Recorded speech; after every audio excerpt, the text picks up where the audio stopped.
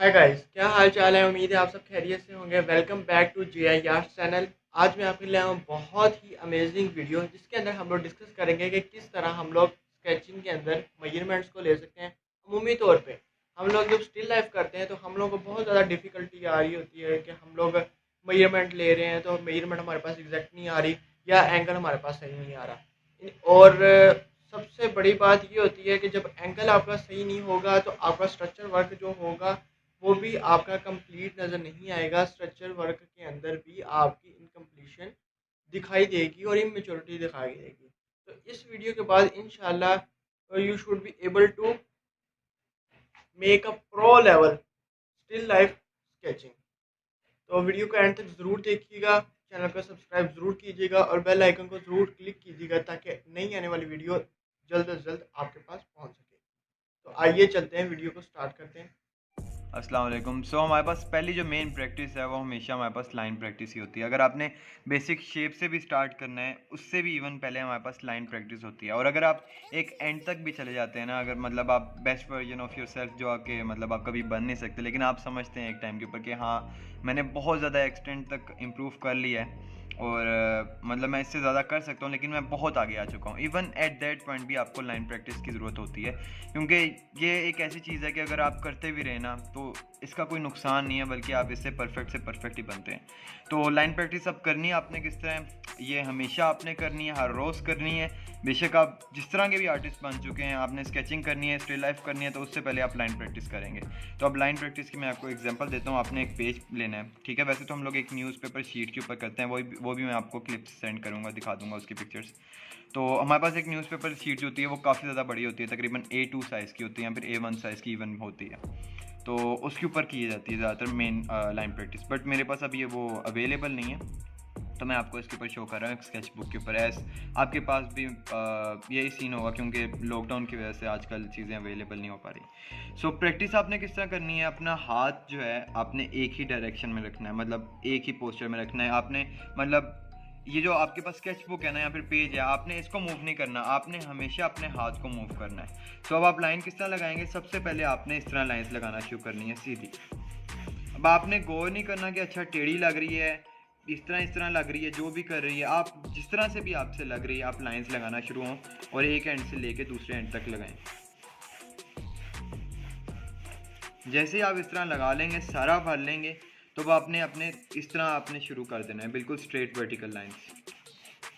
इसके ऊपर भी आपने गौर नहीं करना कि अच्छा मेरे से इस तरह लग रही है, इस तरह लग रही है। बस आपने ट्राई करना है कि अच्छा हाँ, मैं सीधी लाइंस ट्राई करूँ, जितना भी हो सकता है मैं अपना बेस्ट जो है वो सीधी लाइंस को ही दूँ, ठीक है। जब आपके पास वर्टिकल्स एंड हॉरिजॉन्टल लाइंस हो जाएंगी, तो फिर अब आपने एक एंगल के ऊपर लगाना शुरू करनी है, लाइक इस कॉर्नर से लेके इस कॉर्नर तक।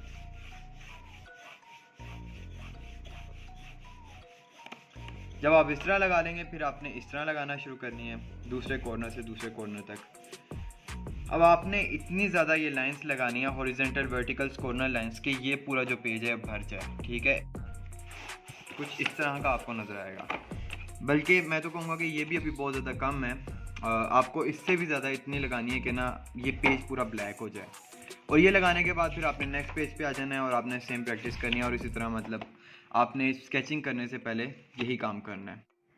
तो लाइन प्रैक्टिस के साथ साथ आपने अपने सर्कल्स की भी प्रैक्टिस करनी है। सर्कल्स को भी आप इस तरह कर सकते हैं, या तो आप इस तरह सर्कल्स लगाना स्टार्ट करें, या फिर आप इवन इस तरह भी कर सकते हैं जो मैं करता था, कि आप एक पॉइंट से सर्कल स्टार्ट करें और मतलब उसको एक लूप बनाते हुए एट द एंड तक ले जाएं, और इस तरह बहुत ज़्यादा लगाएं कि पेज जो है वो बिल्कुल सर्कुलर हो जाए, मतलब पूरा एक भर जाए सर्कल से और ब्लैक पेज हो जाए। तो इसका फ़ायदा क्या होगा आपको, इसका फ़ायदा यही होगा कि आपकी जो सर्कल्स हैं वो बहुत ज़्यादा परफेक्ट हो जाएंगे, और जो आपकी लाइन क्वालिटी है वो बहुत ज़्यादा परफेक्ट हो जाएगी। क्योंकि जब भी स्केचिंग होती है, जिस तरह की भी, इवन आपके पास अगर फेस स्केचिंग पोर्ट्रेट्स वगैरह भी हैं, तो उसके अंदर भी मेन आपको जब भी आपकी जजमेंट की जाती है तो वो देखा जाता है कि अच्छा इसका जो स्ट्रक्चर वर्क है, स्ट्रक्चर वर्क जैसे मतलब अगर आपने कोई पोर्टल बनाई है, उसका एक स्ट्रक्चर होता है ना, सिलेंड्रिकल जो भी है, तो क्या इसका स्ट्रक्चर वर्क जो है, उसकी जो लाइन क्वालिटी है, क्या वो इस तरह की है या फिर इस तरह की है या फिर बिल्कुल सीधी है, क्या इसकी लाइन क्वालिटी के अंदर प्रोफेशनैलिटी नज़र आ रही है।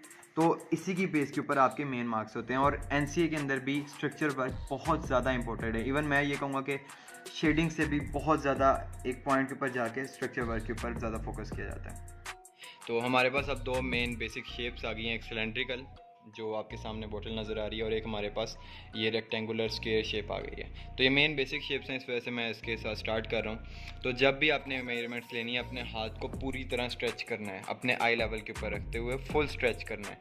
मैंने स्ट्रेच कर लिया और आपके हाथ में एक पेंसिल होगी। अब पेंसिल की हेल्प से आप किस तरह मेजरमेंट्स लेंगे, अपने हाथ को स्ट्रेच किया है, पेंसिल पकड़ी है और इसकी जो निब है ना, निब को ऊपर वाले पोर्शन, या फिर अगर आपने सपोज ये दूसरी रेक्टेंगुलर शेप से काम करना है तो आप ये निब को इसके मतलब ये जो कॉर्नर वाला पोर्शन है इसके साथ आप इसको मैच करेंगे और अपना जो थंब है इसकी मदद से आप अपने थंब को स्लाइड करेंगे और इसके कॉर्नर पॉइंट को फाइंड आउट कर लेंगे। अब मैंने कॉर्नर पॉइंट फाइंड आउट किया है तो मेरे पास इतना कॉर्नर पॉइंट आया है, यानी ये मेरे पास इस पॉइंट से लेके मेरे थंब से लेके दूसरी निब तक ये हमारे पास 2 पॉइंट्स आ गए जो कि इसका एक लेंथ होगी इसकी। इसी तरह अगर हम लोग इसको मोर्टीन की स्प्रे बोतल को लेंगे तो अभी हम लोग इसको भी इसी तरह मेजरमेंट के अंदर लेते हुए रख सकते हैं। तो मैंने क्या किया है कि मैंने सिंपली इसकी निब को ऊपर से मैच किया है और नीचे अपने थंब को मूव करते हुए मेजरमेंट ले लिया और मैंने मेजरमेंट इस तरह ली है कि ये दोनों चीज़ें मेरे सामने थी। ये मैं आपको इमेज के ज़रिए इसलिए बता रहा हूँ क्योंकि अब मैं आपके साथ नहीं हूँ, तो मैं मतलब अगर मुझे ऑनलाइन वर्क करना है तो फिर मुझे इसी तरह करना पड़ेगा। तो मेरे सामने थी, मैंने आई लेवल के ऊपर रखी हैं दोनों चीज़ें और फिर मैं ये काम कर रहा हूँ, यानी निब को एक कॉर्नर से मिलाया और दूसरे कॉर्नर को अपने अपने थंब से आगे पीछे करके मेजरमेंट्स तक ले लेनी है। अब मेरे पास ये मेजरमेंट आ गई है बोतल की, ठीक है। और मेरे पास अगर सपोज मैं इसकी विड्थ भी लेना चाहता हूँ तो फिर मेरे पास ये विड्थ आ जाएगी इसकी बोतल की। तो मेरे पास टोटल एक मेरे पास एक ना आइडिया बन जाता है। तो मैं अब क्या करूँगा, मेरे पास 2 पॉइंट्स आ गए, सपोज एक ये वाला पॉइंट और एक इसकी विड्थ वाला पॉइंट। तो अब मैं आपको दोबारा इसको पेज के ऊपर करके दिखाता हूँ। तो सपोज मेरे पास अगर इतनी लेंथ थी जो मैंने आई लेवल पे रखी, तो अब मैं इसको दोबारा से अब इसको एक मेरे पास बेस लाइन होगी। हमेशा आपने वर्क करने से स्टार्ट करने से पहले एक बेस लाइन लगानी है। बेस लाइन के साथ रिलेट करते हुए मैं इसके कॉर्नर पॉइंट्स को मैच कर दूंगा। फर्स्ट मेरा कॉर्नर पॉइंट ये है और दूसरा ऊपर वाला कॉर्नर पॉइंट जो बोतल का था वो ये वाला है। तो ये एक कॉर्नर पॉइंट आ गया और एक ये कॉर्नर पॉइंट आ गया। सो आपके पास एक आइडिया आ चुका है कि आपकी जो बोतल थी वो किस लेंथ से लेके, मतलब क्या उसकी लेंथ थी और विड्थ क्या थी। विड्थ हम लोगों ने फाइंड आउट की थी, तकरीबन इतनी विड्थ थी, ठीक है। अब मैंने आपको पिछली वीडियो के अंदर मतलब जो पिछला क्लिप था उसको मैं साथ रिलेट कर दूंगा, तो मेरा अंदाज़ा जो है वो इतनी तकरीबन विड्थ थी इसकी। तो अब हम लोग इसको बनाएंगे किस तरह। आपने स्ट्रेट एक लाइन लगानी है, विड्थ आपके पास इतनी है, तो आप इसको मतलब एक आइडिया के साथ ये बोतल को बना सकते हैं कि मतलब वो किस तरह की बोतल थी, ठीक है। मतलब एक एक चीज़ की मेजरमेंट लेके ये रफ सा आपको मैंने स्केच दिया है कि इसको हम लोग किस तरह काम करते हैं, मतलब ये मेजरमेंट्स के साथ। अब अगर मैं उसको देखता सामने कि अगर मेरे पास जो मतलब 7 बॉक्स पड़ा हुआ था, तो मैंने इसको भी मेजरमेंट कर लिए और मेरे पास ये जो बॉक्स की हमारे पास मेजरमेंट थी वो तकरीबन इतनी थी, यानी इतनी। तो हम लोग इसको भी फिर लगा लेंगे और हमारे पास एक आइडिया आ जाएगा कि अच्छा हाँ इतना था और इतना था। मतलब इन चीज़ों को हम लोग सामने रखते हुए सिंपल एक मेथड से एक बहुत ज़्यादा एक्सटेंड तक एक रियलिटी बेस्ड